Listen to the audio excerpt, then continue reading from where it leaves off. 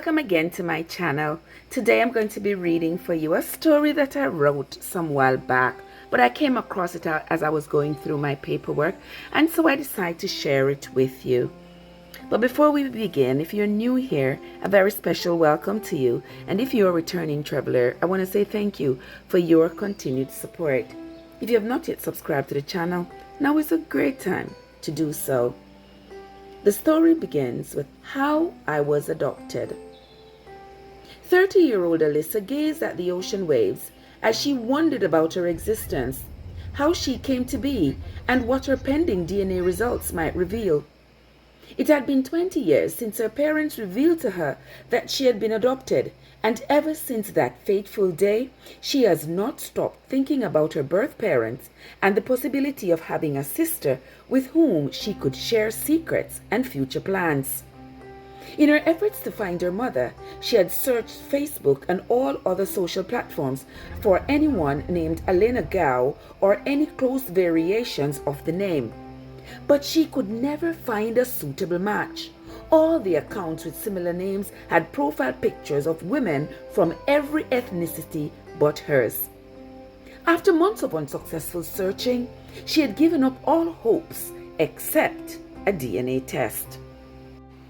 Then, one day she saw a YouTube video in which women who had had abortions were talking about their experiences. She was fascinated by their stories as they reminded her of a story her adopted mom had told her about how she came to be adopted by her. According to her mom, it was late in the 1980s, while working as a housekeeper for an abortion clinic in Arkansas, that she had heard the faint cry of a baby coming from one of the trash bags that was being sent to the incinerator. Upon opening the bag, she was shocked to find a tiny baby girl with her umbilical cord still attached and buried in a bloody grave surrounded by partially developed viscera and bloody gauze pads. It was after hours and she was the only one in the office cleaning away the events of that day. As she took the tiny baby from the trash, her motherly instincts kicked in, and without much thought, she wrapped it in a blanket and held it up to her chest. The smell of stale blood and putrid uterine contents almost knocked her to the floor, but she held on tightly to that precious bundle of joy like her life depended on it. Bracing herself against the gurney, she said a prayer before deciding to call Dr. Abbott. "I found a live baby in the trash," she blurted out. "What do you mean, a live baby?" the doctor asked in both shock and annoyance. "There are no living babies there, so if you found one, it has to be a ghost," he continued. "And why were you digging through the trash anyway?" He started to scold her. She tried to explain, but before she could finish, he barked, "I'll be there in a minute," before hanging up the phone. Before long, he was standing bug-eyed across the hall from her, scratching his balding head. Well, Anita, what do we have here?" "It's a little girl," she said. The doctor reached down and scooped up the bundle as though it was a sack of eggs. "She's not even blue," he said as he opened the blanket edges. He set her back down and looked her over from head to toe. 6 toes, that is. She had been so premature, her 2 middle toes and her 2 last toes were fused together on both feet. She had barely any lanugo, but her head was covered with the finest black threads you had ever seen. Her tiny hands clutched his palms as it was clear that the strongest thing she had was her voice, and it was fading fast. "We have got to get her to the hospital," Dr. Hubbard said with much uncertainty. "Can I go with you?" she asked.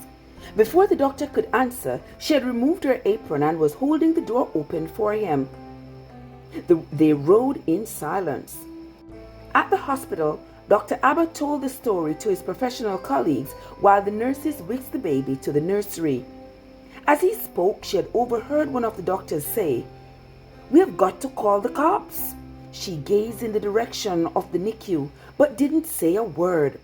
All she could think of was how quickly she had said Alyssa when the nurse asked what they should call the baby. The name, she thought, was quite fitting for a little princess because it was also her middle name. "Are you the mother?" a guttural voice asked from behind the desk. She had spun around to see two heavy-set police officers staring right at her. "Are you the baby's mother?" the same voice repeated more profoundly. She was speechless. Not because she was worried that they may have already prejudged her as being the mother who discarded her child in the trash, but to her that voice was in the wrong body.